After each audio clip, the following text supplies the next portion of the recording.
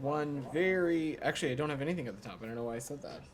So happy to dive right in. It's the only person in this row. Go ahead, Daphne. If I could start with Niger, Sure. are you concerned that the events that are happening in Niger would violate U.S. law barring aid to coup regimes at all? And is that why you're avoiding coup language and statements on this? So this is a evolving situation, and the situation remains incredibly fluid, and thus it's too soon to characterize the nature of ongoing developments. What I can say is a couple things. First, we are closely monitoring the situation and are in close communication with our embassy in Niger. What I can also share is that the embassy has conducted full accountability for all official personnel and family members, but these events continue to evolve. As such, we've also publicly advised U.S. citizens to limit unnecessary movements and avoid some of the affected areas until further notice as this situation develops. But broadly, let me just reiterate since you asked, we are gravely concerned about the developments in Niger. We strongly support the democratically elected President Bazoum, and we condemn in the strongest terms any efforts to seize power by force and disrupt the constitutional order. We also call for the immediate release of President Bazoum and respect for the rule of law and public safety. Are you concerned this might have an impact on security assistance to Niger going forward, though? Again, I think this is just it is still an evolving situation, and I don't want to speculate or be speculative about this as it unfolds. And has the State Department had any contact with President Bazoum or the Nigerian military? I don't have any calls or engagements to read out. All right. Saeed, go ahead. The Palestinian issue. Yesterday, Israeli settlers, aided by soldiers apparently, went into the homes of Palestinians in Al Abed and a couple of other places too, but in Al Abed, and basically stole goods and things from threw them out. My question to you is, this happens, of course, day in and day out. This is not just one incident. With absent any kind of judicial recourse for the Palestinians, especially with the new, these new judicial reforms and so on, would you support Palestinians going into the ICC or other international bodies for seeking justice? Saeed, you've heard me previously say that we have not viewed the ICC as the appropriate mechanism for some of these deliberations. Our position has been very clear. We believe that Israelis and Palestinians equally deserve to live safely, securely, and deserve to enjoy equal measures of freedom, justice, dignity, and prosperity. We also remain deeply concerned about the level of violence in the West Bank and condemn all extremist violence. We also, Saeed, are troubled by rising reports of settler violence. Such violence has led to at least 4 Palestinian communities evacuating their villages. Our viewpoint is that accountability and justice should be pursued with equal rigor in all cases of extremist violence, and we expect the Israeli government to ensure full accountability for those responsible for such attacks, including legal action and restitution for lost homes and property as appropriate. Do you have any evidence that the Israelis have done this in the past, that there was actually accountability? People that committed these crimes were held accountable, restitution was paid, because I fail to see it. I've never seen it. So, in absent this judicial recourse or accountability recourse and so on, what should the Palestinians do to protect their poverty, to ensure that they are not being ethnically cleansed or children being abruptly arrested and so on? What ought they to do? Saeed, we have been incredibly clear about our concern about the levels of violence and the increasing levels of violence in the West Bank, and we've condemned all extremist violence. I'm not here to offer some kind of metric or assessment on efforts to ensure full accountability and to hold those responsible accountable. But we've been very clear that that is what we expect of the Israeli government. And one last thing. There are many reports that predict either the imminent collapse of the Palestinian Authority or the Palestinian Authority losing any kind of legitimacy or ability to conduct itself. Are you aware of these reports, and what is the United States doing in terms of to aid the PA? Saeed, I'm not aware, nor would I speak to any of these specific reports. What I can just say is that we believe very clearly, and you've heard me say this before, that we are incredibly committed to a two-state solution. And of course, part of that is engagement with the Palestinian authorities about issues that are important to this whole conversation, and ensuring that appropriate humanitarian assistance and aid can flow appropriately, and we will continue to support the Palestinian people. You've seen over the course of Secretary Blinken's travels, the president's travels to the region, us talk about how important direct engagement with the PA and the Palestinian people is, how important it is. We've also ensured to take steps to announce steps to deepen our support for the Palestinian people as well. Leon, coming back to the front. Yeah, Go I'm sorry. ahead. No, you're all good. There was no 2-minute warning. So Uh-oh. This is the beginning. So I assumed you've talked about Nigeria and all that, so I'm Yeah. not going to go back, obviously, there. Since I missed it. Just a question on Cambodia, maybe. Mhm. If you have any reaction to the fact that Hun Sen, the prime minister, is resigning and appointed his son as the new leader of Cambodia. How does the United States view that? So the department put out a statement earlier in the week, Leon, and we continue to be troubled that the elections were neither free nor fair. These elections on July 23rd and the Cambodian authorities' pattern of threats and harassment against the political opposition throughout the electoral process denied the Cambodian people a voice as well as a choice in determining the future of their country. We're going to continue to monitor any developments post-election. We'll do so carefully. We also understand that Cambodia's new cabinet will be sworn in late August. As the Cambodian People's Party forms a new government, authorities have an opportunity to improve the country's international standing, including restoring genuine multi-party democracy, ending politically motivated trials, and reversing convictions of government critics, and allowing independent media to reopen and function without interference. Specifically on the new, on the fact that his son is going to take over the government. I think I was pretty clear, Are you Leon, ready to work with him in that. regardless?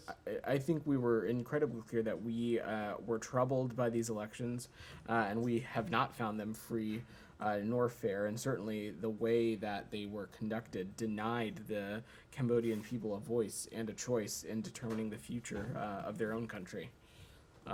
Julia, go ahead.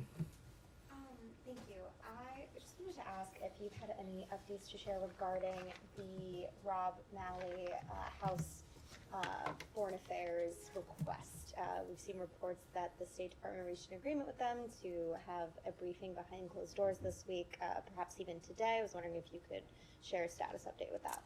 We continue to be in communication with Congress and be in communication about their requests for additional information and briefings on this matter, including correspondence with the House Foreign Affairs Committee. We anticipate that we'll be providing them additional briefings shortly, but I don't have any other specifics, updates to offer on that. Thank you. And then shifting gears a bit. Sure. On Georgia, I was wondering if you could comment on the accusations from the Georgian government that U.S. Embassy staff in Tbilisi participated in lobbying activities on behalf of the former imprisoned president, and how do hostile instances impact the U.S.-Georgia relations? Sure. So and I want to be incredibly clear about this. The U.S. Embassy in Tbilisi has never engaged in lobbying on behalf of former Georgian President Saakashvili.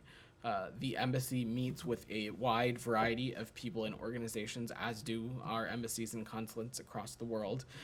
While I certainly would not get into the specifics of private diplomatic meetings, we can confirm again that the embassy has never engaged in lobbying on behalf of the former Georgian president. Go ahead. So, according to a previous statement from the State Department today, the U.S. officials will meet Taliban representatives in Doha this week. I was wondering if you could have any further details in this meeting, and does this meeting in Doha indicate any change in the U.S. position towards Taliban? I don't have any additional details to offer beyond what was laid out in the media note that we shared, indicating travel for Special Representative Tom West and Rina Amiri. But also, no, this does not indicate any change in policy of the United States. We have been very clear is that we will engage with the Taliban appropriately when it is our interest and in our interest to do so. This is not intended to mean any kind of indication of recognition or any kind of indication of normalization or legitimacy of the Taliban. The comments I made yesterday very clearly about our continued concerns about backsliding in Afghanistan, the egregious human rights abuses that the Taliban is undertaking, their marginalization of Afghan women and girls. All of those things and many others continue to be of immense concern to the United States. Go ahead. Thank you. Your people on the military level and also on diplomatic level, they met with the Peshmerga forces in Kurdistan region about the process of reforming in the Kurdistan region. Then, including the recent meeting between OIR and also Peshmerga coordination meeting. Then the question is that have you gave any deadline to the Ministry of Peshmerga to come up with a solid result with their reform? And the second, what will be the next step that the U.S. will take against the Peshmerga forces if they are not meeting the goals that you set with them before the annual review in September this year? I'm going to have to get back to you on that. I don't have any updates to offer at the moment. It's expected that President Erdogan will visit Baghdad next week, and then they are discussing three main issues. One of them is water conflict between Iraq and Turkey, and also the other one is oil exporting. I've heard that you were engaged with both Ankara and Baghdad on the oil exporting, the Karachi oil exporting. Then are you still engaging on this? What's your engagement on that? And what do you expect on this visit when President Erdogan met with the Iraqi? Sure. So I'm just not going to get into the specifics of diplomatic conversations and engagements that we've had either with our Turkish or Iraqi partners. And as it relates to the visit itself, I would let those two countries speak about what they intend to discuss. I don't have... About the oil exporting stoppage from the Kurdistan region of Iraq. This is the 4th month, and do you have still engagement with both countries on this matter? I just don't have anything additional to share on that at the moment. Go ahead. Circling back to Saeed's Sure. questions on the Palestinian question, Yeah. Fatah and Hamas leaders met today in Turkey. I was just wondering, is that something that you guys were tracking? Have you spoken to, your contacts in Fatah, about the contents of that meeting? And then separately, but staying in the region, Algeria and Tunisia facing devastating wildfires.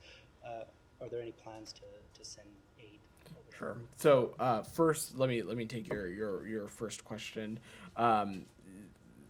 Echoing what I said to Saeed is that we continue to remain absolutely committed to a two-state solution, and we continue to stress that any Palestinian government must unambiguously and explicitly commit to nonviolence, recognition of the State of Israel, acceptance of previous agreements and obligations between the parties, and peaceful negotiations. And the U.S. rejects terrorism in all its forms, and we've been very clear that Hamas remains a U.S. designated foreign terrorist organization. In terms of the wildfires, we are continuing monitoring the situation and, of course, are operating in close coordination with allies and partners in the region. I don't have any thing to preview in terms of any potential aid or the provision of such, but we'll continue to monitor the situation closely and engage as any requests come in. Yeah. Alex, go ahead. Thanks, Al. I have a couple of questions on Ukraine, but I'm sure before you that, do. on Georgia, can you expand a little bit on what's your assessment on why, what motivates them to go after the U.S. Embassy? Any assessment on it? I'm not going to offer a psychological assessment up here on why they choose to say anything one way or the other. What I want to just reiterate again, as I said answering Julia's question, is that the embassy in Tbilisi has never engaged in lobbying on behalf of the former Georgian president. This was a part of a larger campaign that we have noticed lately. They go after critics, reporters who ask questions about Georgia. I'm just wondering if it causes any cracks in your relationship, or potential of might cause any cracks in your relationship. I'm just not going to speculate on that, Alex. Again, as it relates to the crux of your question, we have never engaged in lobbying on behalf of the former Georgian president. On Ukraine, you guys are back to UNESCO. Yesterday, Secretary made a statement about that. Congratulations.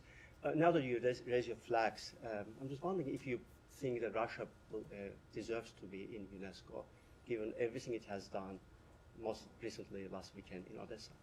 So, Alex, whether the entry into UNESCO or not ultimately is not just a singularity, a decision for the United States. It would be up to the entirety of the organization. So I will not speculate on that or give any additional thoughts there. But to your point, Alex, yes, it is absolutely, it was concerning last weekend. It continues to be concerning that in the immediate aftermath of Russia's withdrawal from the Black Sea Grain Initiative, we saw within days and hours attacks on Ukrainian ports, attacks on Ukrainian grain infrastructure, continued efforts to target civilians and civilians' infrastructure, efforts that we see as very black and white, that are ultimately weaponizing food, which we have been very clear that the Black Sea Grain Initiative has been an important tool for the world in an effort to get grain to the countries and places that it needs to. Did you guys take part at today's NATO-Ukraine Council meeting? Today's what? NATO-Ukraine Council meeting today. It was. I'm not sure what U.S. representation there was. I'm sure there was, but we can check and get specifics for you. Thanks so much. Finally, on Ukraine, yesterday there was another announcement of U.S. military aid. We still did not see ATACMS nor F-16s. Secretary rightfully keeps saying that if Russia stops the war, there will be no war. But there are also critics, saying that if Ukraine obtains F-16s and ATACMS, there will be no war, there will be peace. Do you have any reason to explain why would you not provide Ukraine with those weapons that might be essential to stop this war? So, over the course of this entire war, through the Department of Defense contact group process and other mechanisms, we have offered the types of military assistance that we feel is best suited for the various states of this conflict. I will note that the U.S. is the world's leading provider of arms and equipment to Ukraine and will continue to use the wide range of tools available to support Ukraine's armed forces as they defend Russia's aggression. I will also note that we are going to continue to take steps to do all that we can to strengthen Ukraine's ability to defend itself, including launching new joint efforts with our partners to train Ukraine's pilots on F-16s, as we announced a couple months ago. We will support a joint effort with allies and partners to train them on fourth-generation fighter aircraft, including F-16s, to further and strengthen the capabilities of the Ukrainian Air Force. Go ahead. Thank you, Madam. According to Bangladesh media report, the Ministry of Foreign Affairs summoned the heads of 13 foreign missions, including the United States, United Kingdom, Canada, and the EU, for their recent condemning of the recent attack on the Dhaka 17 by election candidate, independent candidate. And earlier, July 20th, they summoned even resident coordinators. So you are urging for free, fair, and election, and all the Western allies and the development partner, they're urging free, fair election, but government is doing other way around. They're summon, diplomats in Dhaka. So what is your comment and what is your reaction on that? So we've been clear that political violence has no place in a democracy, and that the U.S. favors no political party. We support Bangladesh's goal of holding a free, fair, and peaceful election. And I will note, though, that we've always emphasized the importance of the United States and Bangladesh working together to achieve Bangladesh's goal of free and fair elections. It's an important aspect of our bilateral relationship, and we believe that free and fair elections are a shared priority, and many Bangladeshi government officials, including the Prime Minister, have themselves said that it is their goal. Go ahead. So, TikTok is set to be launching an e-commerce platform in the U.S. to sell goods made in China, and I'm wondering if you have any comments on that. I don't. That really doesn't fall into the purview of the State Department. The provision of whether an app and its follow-on products related to it are available for consumption in the United States or not. What I can say is, from the State Department's point of view, we've been clear, at least as it relates to TikTok, that they are not available or sanctioned to be used on State Department and U.S. government devices, and so I'll just leave it at that. Go ahead. On China as well, do you have any updates on the operations of the State Department's China House, and has anyone been chosen or replaced Rick Waters as its head? I have no personnel updates to announce for you, but of course our team in China House continues to be working directly with bureaus across the department to work on issues related to, of course, the PRC and the nexus of issues between the PRC and other regions of the world. It's something, of course, that ties into Secretary Blinken's modernization agenda for the department, and we believe an important avenue to continue doing important work related to this department's China policy. Julia. Can you comment on the dismissal of the Foreign Minister Qin Gang? I spoke about this yesterday. I mean, any new development now that No new developments. I will just reiterate what I said to your colleagues yesterday, that it is up to, which I think you were here, Saeed, Yeah, so I was. don't I'm just know saying, why. but things have changed. You know. Have they? Yes. Okay, I'm not sure about that. As I said yesterday, it is up to the PRC to decide who their foreign minister is. Secretary Blinken also spoke to this at his press conference in Tonga.